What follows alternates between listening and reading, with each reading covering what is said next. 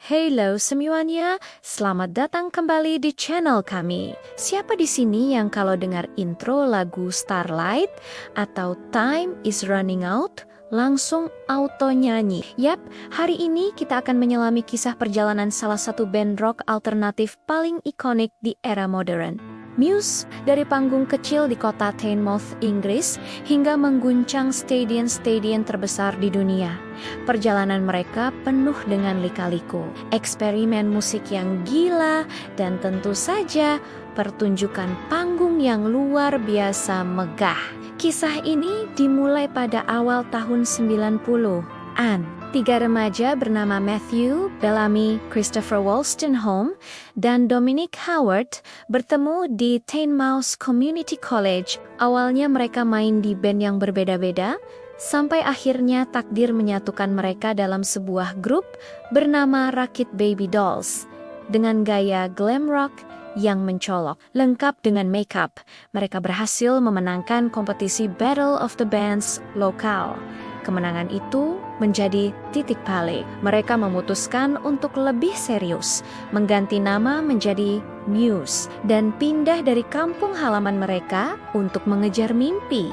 Tahun-tahun awal adalah perjuangan. Mereka manggung dari satu pub ke pub lain di London dan Manchester, membangun reputasi panggung mereka yang energik. Musik mereka saat itu terdengar mentah, gabungan antara grunge ala Nirvana dan rock progresif yang rumit. Penampilan live Matt Bellamy yang teatrikal dan penuh emosi mulai menarik perhatian. Akhirnya, setelah beberapa kali ditolak label rekaman, mereka berhasil mendapatkan kontrak dengan Maverick Records di Amerika, label milik Madonna. Momen ini membuka gerbang bagi mereka untuk merekam album debut. Tahun 1999, dunia akhirnya diperkenalkan dengan Showbiz. Album ini langsung menunjukkan DNA Muse, vokal falsetto Matt yang melengking, riff gitar yang berat, dan lirik yang puitis tentang kegelisahan. Lagu seperti Sunburn dan Muscle Museum menjadi anthem bagi para penggemar awal mereka. Kritikus sering membandingkan mereka dengan Radiohead, sebuah perbandingan yang awalnya membuat band sedikit frustrasi, tapi sekaligus menjadi bukti bahwa musik mereka punya kedalaman yang patut diperhitungkan. Showbiz adalah fondasi yang kokoh, sebuah pernyataan bahwa band baru yang berbahaya telah tiba. Jika Showbiz adalah perkenalan, maka album kedua Origin of Symmetry yang rilis tahun 2001 adalah sebuah ledakan kreativitas. Disinilah Muse benar-benar menemukan jati diri mereka. Mereka mendorong batas lebih jauh, memasukkan unsur musik klasik, terutama dari komposer seperti Rachmaninoff, ke dalam sound rock mereka. Hasilnya, sebuah mahakarya, lagu Plug-in Baby dengan riff gitarnya yang ikonik, Newborn yang epic, dan Bliss yang megah, mendefinisikan suara Muse untuk satu dekade ke depan. Album ini dianggap sebagai salah satu album rock terbaik di awal tahun 2000-an dan mengukuhkan status mereka sebagai band yang tidak takut bereksperimen. Setelah kesuksesan Origin of Symmetry, tekanan untuk album ketiga sangat besar, dan Muse menjawabnya dengan Absolution pada tahun ke-2003.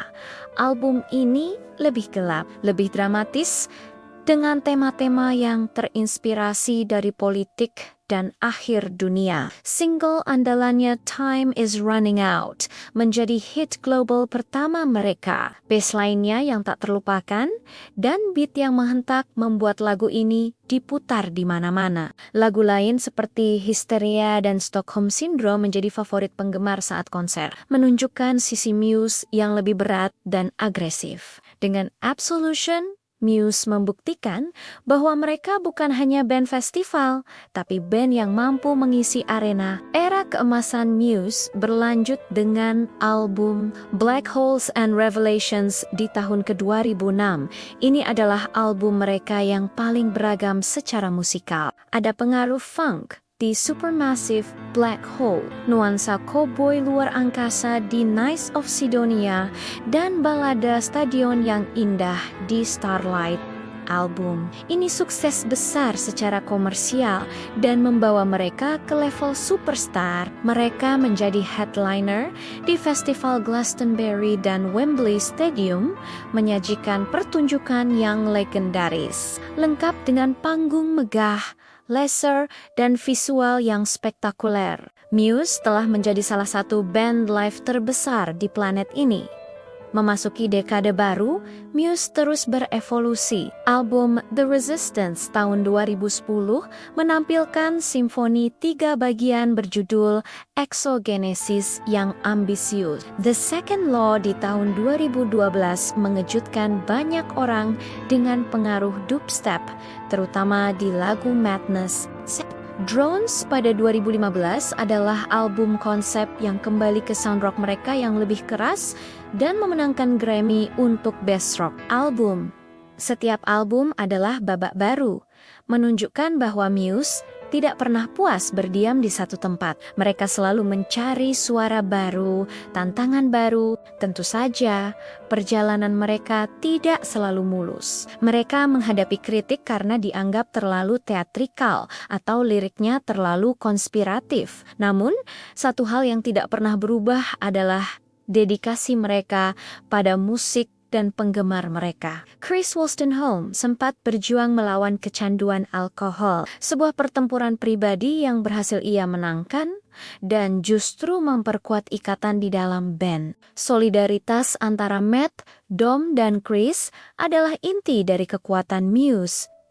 Mereka bukan sekadar rekan band, mereka adalah sahabat sejak remaja yang tumbuh bersama melewati suka dan duka. Di album-album terbaru seperti Simulation Theory dan Will of the People, Muse terus merangkul tema-tema modern seperti teknologi realitas virtual dan gejolak sosial, sambil tetap menyajikan pertunjukan panggung yang semakin gila. Dari panggung hologram hingga robot raksasa, konser Muse adalah sebuah pengalaman sinematik yang tak terlupakan. Mereka telah membuktikan bahwa setelah hampir 3 dekade, energi dan kreativitas mereka tidak pernah padam. Mereka tetap relevan, tetap inovatif, dan yang terpenting, tetap menjadi Muse. Jadi, itulah kisah perjalanan Muse dari 3 anak muda di kota kecil hingga menjadi raksasa rock global. Perjalanan mereka adalah bukti kekuatan persahabatan, keberanian untuk bereksperimen, dan hasrat untuk menciptakan sesuatu yang besar dan abadi.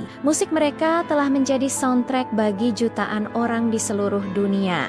Apa lagu Muse favorit kalian? Dan momen konser mana yang paling kalian ingat? Tulis di kolom komentar ya. Jangan lupa like, subscribe, dan nyalakan lonceng notifikasinya biar nggak ketinggalan video kami selanjutnya. Terima kasih sudah menonton.